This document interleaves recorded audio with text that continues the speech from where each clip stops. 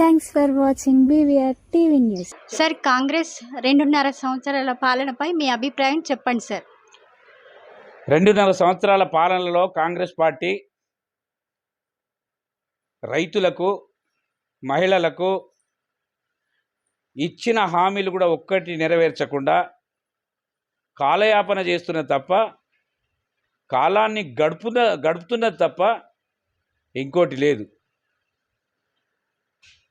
ఆ రోజు గద్దెనెక్కక ముందు, సీఎం గారు ముఖ్యమంత్రి కాకముందు చెప్పిన మాటలు వేరు, ముఖ్యమంత్రి అయిన తర్వాత చెప్తున్న మాటలు వేరు. ముఖ్యమంత్రి కాకముందు ఎన్ని హామీలు, 24 హామీలు ఇచ్చిండు, 6 గ్యారంటీలు ఇచ్చిండు. 6 గ్యారంటీలో 24 హామీలు ఇచ్చిండు, ఒక్క హామీ కూడా నెరవేర్చలే. అది మీ అందరికీ తెలిసిన విషయమే. ఎందుకంటే మహిళలకు ఇచ్చిన హామీలు వేరే ఉన్నాయి, పిల్లలకి ఇచ్చిన, చదువుకునే పిల్లలకి ఇచ్చిన హామీలు వేరే ఉన్నాయి, రైతులకు ఇచ్చిన హామీలు వేరే ఉన్నాయి, యువకులకు ఇచ్చిన హామీలు వేరే ఉన్నాయి. ఉద్యోగాలు ఇస్తా, స్కూటీలు ఇస్తా, పెన్షన్స్ 2000 పెన్షన్ ఉంటే 4000 పెన్షన్స్ ఇస్తా, వికలాంగులకు 4000 పెన్షన్ ఉంటే 6000 పెన్షన్స్ ఇస్తా. మరి ఇవాళ చదువుకునే పిల్లలకు ఖచ్చితంగా స్కూటీలు ఇచ్చి వాళ్ళకు దూర ప్రాంతాలకు బడిపోయేటట్టు చేస్తా. ఇవన్నీ హామీలు ఇచ్చి గద్దెనెక్కిన ముఖ్యమంత్రి గద్దెనెక్కిన తర్వాత హామీలను మర్చిపోవడం జరిగింది. మనం ఉదాహరణ చెప్పుకోవాలంటే రైతులకు తీసుకుందాం. ఇవాళ రైతులు పండించిన పంటకు గిట్టుబాటు ధర ఇవ్వకుండా, నువ్వే ప్రకటించిన బోనస్ ఇవ్వకుండా, కొందరికే బోనస్ ఇచ్చి మళ్ళీ బోనస్ ఇవ్వకుండా, అదే రకంగా రైతులు ఇమీడియట్గా మీరు ఉరికి బ్యాంకులలో 2 లక్షల రూపాయలు రుణమాఫీ, 2 లక్షల రూపాయలు లోన్ తీసుకోండి, నేను ఎక్కంగానే ఆ 2 లక్షల రూపాయలు కూడా రుణమాఫీ చేస్తా అని చెప్తివి.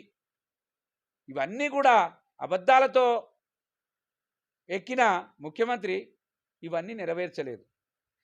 ఇవాళ రైతే రాజు చేస్తా, ఖచ్చితంగా రైతులను గిట్టుబాటు ధర ఇస్తా, రైతులను నేను కాపాడుకుంటా, రైతే నా ప్రభుత్వం, రైతులుంటేనే నా ప్రభుత్వం ఉన్నది అని ఎన్నో ఆశలు చూపెట్టివి రైతులకు. ఇవాళ రైతుల పరిస్థితి చూస్తా అంటే దయనీయ పరిస్థితిలో ఉన్నారు. మక్కలు కొనుగోలే పరిస్థితి లేదు, వడ్లు కొనుగోలే పరిస్థితి లేదు. కొన్నా కూడా గన్ని బ్యాగులు, ఎటువంటి గన్ని బ్యాగులు ఇస్తున్నారో మేమంతా కల్లాల దగ్గరికి వెళ్ళి చూడడం జరిగింది. అదే రకంగా మక్కల దగ్గరికి, మక్కలు ధర్నా చేస్తేనే మక్కలు కొనుగోలే పరిస్థితికి వచ్చింది. ఇవన్నీ కూడా రైతులకు నష్టం పరిచే పరిస్థితి తప్ప రైతులకు ఎక్కడ కూడా న్యాయం చేయలేదు అనేది ఖచ్చితంగా మనం చెప్పుకోవచ్చు.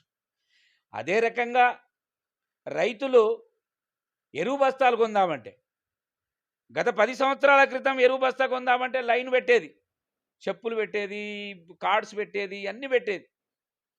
అప్పుడు కాంగ్రెస్ ప్రభుత్వంలోనే, ఇప్పుడు కూడా సేమ్ కాంగ్రెస్ ప్రభుత్వంలోనే ఎరువులు అంటే యూరియా కొందామంటే మరి పొద్దున 3 గంటలకు వచ్చి లేచి 3 గంటలకు వచ్చి లైన్ నిలబడితే ఆ లైన్లో చెప్పులు పెట్టుకొని వాళ్ళ కార్డ్స్ పెట్టుకొని ముందుకు నడుస్తేనే యూరియా బస్తా దొరుకుతున్నది. అంటే ప్రభుత్వానికి ముందు చూపు లేక, ప్రభుత్వానికి రైతుల పట్ల ముందు చూపు లేక రైతును నడ్డి విరిచే రకంగా చేసింది తప్ప రైతు పాలన కాదు, రైతే రాజు కాదు అనేది మనం దీని ద్వారా చేయొచ్చు.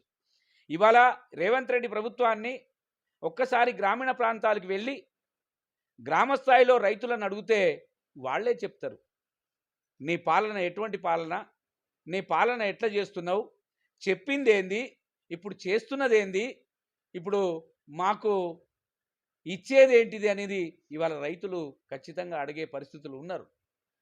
అదే రకంగా మహిళలను కోట్లాధికారి చేస్తా అంటాంటివి.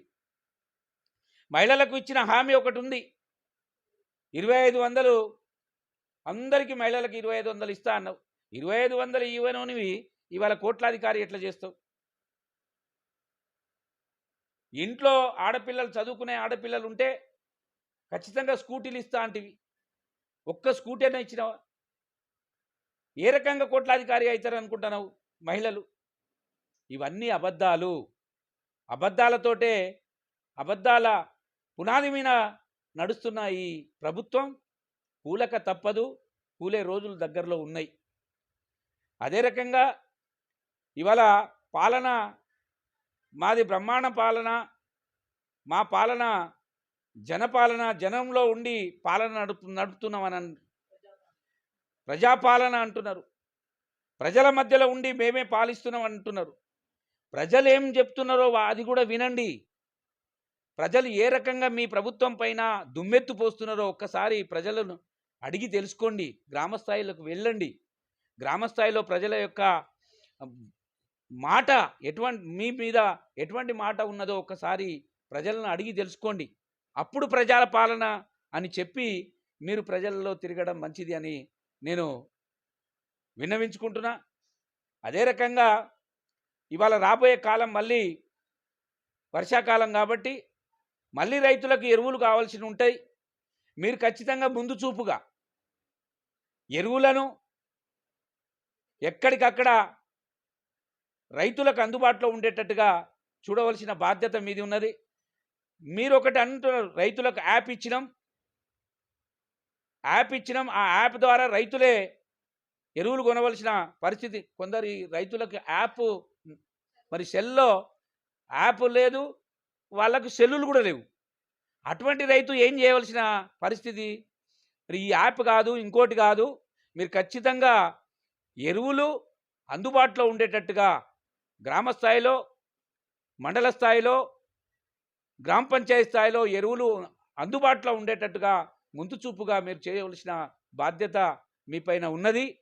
ఈ పాలన చేస్తేనే మరి ముందుకు నడవగలుగుతుంది. ఎందుకంటే రాబోయే కాలం మళ్ళీ వర్షాకాలం. అదే రకంగా రైతు బంధు అంటివి.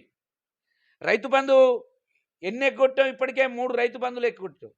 రైతుల దగ్గరికి వెళ్ళి అడిగితే చెప్తారు. ఇవాళ రైతులు ఏది గత ప్రభుత్వంలో రైతులకు 10,000 రూపాయలు ఇస్తే ఆ ప్రభుత్వం 10,000 ఇచ్చింది రైతులకు.